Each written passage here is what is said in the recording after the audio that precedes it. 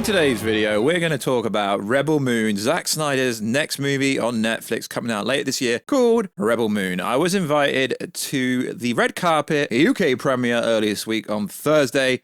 Fantastic event, pretty cool movie. So, yo, what is good, YouTube boys? If you are new around, make sure you subscribe to never miss any of the Kaiju, Monsterverse, Marvel, DC, pop culture based content that I talk about on a daily basis. Today, we are talking about Rebel Moon. So, if you could, subscribe to the channel, turn notifications on. Let me know. If you haven't seen the movie yet, you most likely haven't. How freaking excited are you for this movie? Also, if you could, out on Instagram, @AlwaysStew, to see the beautiful face behind the beautiful voice. Uploaded a few pictures from the red carpet event. It was pretty cool. Also, check us out on Twitter, WooshToG, or X.com. So, this is going to be a very interesting video for me, because I don't really do non-spoiler videos, but pretty much going to be non-spoiler. So, Rebel Moon, how was it? First, we need to go over what is Rebel Moon, because it's a very interesting movie. It's almost like, to me, okay, when you watch it, come back to the video, let me know. It's almost to me like Lord of the Rings had a love child with Star Wars. Now, if you don't like Star Wars and you don't like Lord of the Rings, don't worry. It's a sci-fi movie. It's not actually Lord of the Rings and Star Wars. It's kind of like them. That's the only way I can really break down the feel, the vibe. So, what is Rebel Moon? Rebel Moon title is part 1, A Child of Fire. When a peaceful settlement on a moon in the furthest reaches of this universe finds itself threatened by the armies of the Titanical region Balasaris, a mystery stranger living amongst the villagers becomes their best hope for survival, tasked with finding trained fighters who will unite with her. Obviously, they're talking about Korra, the main star, in making an impossible stance against the mother world. Kara assembles a small band of warriors, outsiders, insurgents, peasants, and orphans of war from different worlds who share a common need for redemption and revenge as the shadow of an entire realm bears down on the unlikeliest of moons, aka the title Rebel Moon. A new army of heroes is formed. So the reason why I just went over the brief description of the movie is because I'm trying not to ruin the movie. So if you've seen the trailer, you've seen the premise of the movie. So for a Zack Snyder movie, this is very short in my opinion. Should have been a little bit longer. So it's just roughly around 2 hours, but you got to understand there is an R-rated version which will be extended and will give a lot more context. So what do I actually think about the movie? Now, a lot of people say I'm a Zack Snyder fanboy, which I've never actually been.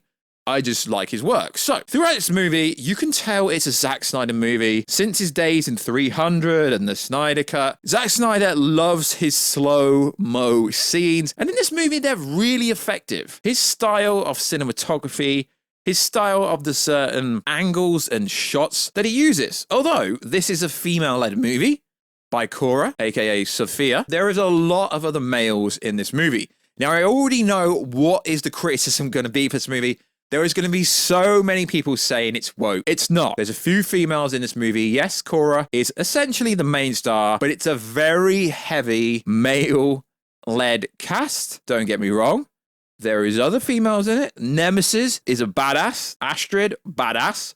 There's so many cool characters. There is some twists and turns in this movie. It's really well casted. So we have General Titus, who you most likely know from Shazam. We have Charlie Hunnam in this, who should have played the Green Arrow in the DCEU, but that was a bag that's probably never going to be taken again. Although in certain scenes with his hood up, he plays a character called Kai. He kind of looks like the Green Arrow. So, it's a new world. He's built a new world. And being at the preview event in the summer, where your boy WooshToG got to meet Zack Snyder, he actually spoke about the crops in the farms. They are real crops. And why I think this movie stands out from other movies that have come out this year is because there is a lot of practical effects in this movie. And there's a lot of practical sets. Like, they're actually in a real village with real crops. It's not your standard Marvel movie where they CGI and everything. Yes, don't get me wrong, there are visual effects because, I hate to tell you this, but aliens and spaceships and space shuttles, they may exist one day, but we've not actually seen them yet. So yes, there does have to be some CGI, some VFX, but you can clearly tell they're working with practical effects and the sets are actually real. So the biggest question that people ask you when you watch this movie, is it Star Wars? No, it's not Star Wars. We all know the story. Zack Snyder and Deborah originally done this for a Star Wars movie, but they got rejected and Netflix picked it up years down the road. But Zack's decided to turn it into his own franchise, into his own universe, which is fantastic. As we know, there's part 1 and part 2, and most likely part 3. Is this a perfect movie? No. Is this a perfect universe? No. Do I want to see the part 2 already? Yes. So the way this movie ends, it may trigger you, because I thought it ended, but then there was another scene. So the way it ends so cool, but you've got to understand it's called part 1 and part 2. So the way it ends, standard Zack Snyder style, just like Zack Snyder's Snyder Cut ended, it left you wanting more. Now this, they had a perfect ending, right? I'm not talking spoilers, a perfect ending. So the third act, okay, so you got act 1, act 2, act 3. For me, I think the pace was really cool. Obviously, other people may have different opinions about how the act played out. Act 3 was really cool for me. So, massive action sequence, major ramification happens. Should have ended just there. But no, you get another scene. So, after this major scene happens, you find out what actually happened in major scene. And it would have been better had they left you on a bit of a cliffhanger. Although there is a cliffhanger, but they should have left you on the scene where the massive action sequence happen, but it tells you what's coming next. But then again, it's still a cliffhanger, because now you can wonder. But this isn't like most movies. This was filmed back to back like Avengers Infinity War and Avengers Endgame were. But the difference here is you've only got to wait 5 months after this comes out officially at the end of this month. It's been moved up. It comes out the 21st of December now. So part 1, A Child of a Fire, comes out then. And then part 2, aka Rebel Moon Part 2, The Scargiver. Actually, after you see the end of this movie, that title actually makes a lot of sense. So part 2 comes out the 19th of April, 2024. So you haven't really got that long to wait. So although this movie isn't exactly that long, in my opinion, the movie gives you enough time with each character to build up a backstory, to tell you where they're from. Obviously, the movie does really focus on Cora, but you get enough of the backstory of Jimmy and the Admiral Noble, who is, I guess you could say, the overall villain. Actually, he's an actual freaking savage. Really cool savage. There is too many characters to list here. There's over 20 characters. But you get enough time with each character who's on, like, said team who's going to take down the Motherworld. But I'm assuming you've seen the trailer, so I'm assuming you have some kind of knowledge about said movie. You get enough time with each character that's important enough. You even get emotional moments with certain characters, aka Cora.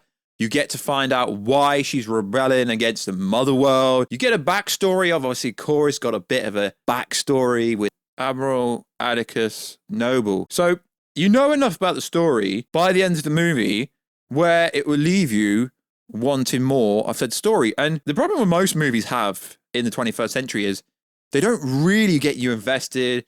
You don't really get like an emotional attachment. But there is a few emotional scenes in this movie which I believe sets up the grander scale of said movie, because they're realistically building up a whole universe. It's not just about the first movie, it's about setting up the whole universe. And a lot of people will compare it to Star Wars in ways, but Star Wars is not this savage. Star Wars, in my opinion, isn't this deep. Yes, there are technically something that looks like lightsabers in this movie. Are they lightsabers? We don't. Okay, we do know. They basically are lightsabers. But overall, it's a pretty decent movie. It's not a perfect movie. There was a bit of pacing issue with me. I kind of feel like the second act was, a little bit slow. I prefer fast-moving stories. But overall, it was a pretty good movie. I will watch it again. I will watch the extended R-rated cut. But this cut was pretty darn savage. Some of the fight scenes were, there was some pretty hardcore scenes in this. But you've got to understand, yes, it is coming out in theaters, but it's a streaming movie, so they're not as strict as putting stuff in the cinema. But it has got a pretty low rating in the sense that I'm pretty sure any teenager could go watch this movie if they wanted to. I know it's out in the UK for like a week in certain places in London.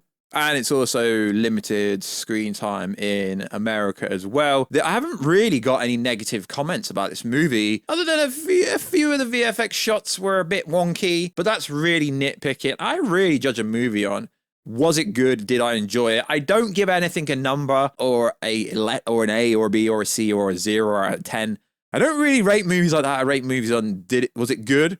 Did I enjoy it? Would I watch it again? It was pretty fire. And I know the comments like, you are such a Snyder fanboy. I have not said this is the greatest movie ever. Hell, I've not even said this is the best movie I've watched this year, because that would be a lie. It's not the best movie I've watched this year. For me, Oppenheimer is the GOAT. Oppenheimer is the best movie that's come out this year, in my opinion. But is Rebel Moon great? Yeah, it's a great movie. I'm looking forward to part 2. Scargiver, part 2, that comes out in April. But yeah, I'm looking forward to seeing what Zack does next. I'm really looking forward to the general audience's reaction, because although we get to attend events like this, I really prefer to see what the general audience says rather than influencers or social media people. Because let's be honest, and I shouldn't really say this, you're invited to these events to give a positive reaction to whatever you're watching, but I'm always honest. And when you watch this movie, you'll see exactly what I mean. I honestly think this franchise could be as big as the MCU. Can't really say the DCU because there isn't really a DC universe, but it could be as big as some of the biggest franchises out there. It could be Marvel big, potentially. It could be I don't care what you say. Monsterverse is a huge franchise. It could be Monsterverse big, but it's very different to anything else out there. For one, it's on a streaming platform. It's not got theatrical releases. Okay, limited theatrical releases. So I'm not sure how obviously Netflix makes money off recurring subscriptions, and that's how they make the revenue. I'm not sure how obviously there's comic books and merch. Yeah, I get how they can make money, but it would make a lot more money if it was actually going to be in the theaters like long term. But that is what it is. I think this franchise could be insanely big, and I can't wait to see where the story is going. I don't ever do non-spoiler reviews. I really wanted to explain the ending, but we're going to have to wait, and I haven't actually signed a non-disclosure agreement. That's how cool I am. I could have dropped a full spoiler video. I've not signed an NDA, so realistically, I could have done that, and no one could have said anything. But I didn't want to do that because I want you to watch this movie spoiler-free going into it whenever you get to watch it. So like always, guys, check us out on Instagram at WishUC, check us out on Twitter, WishUG, and I'll catch you in another video, guys, very soon. Catch you later.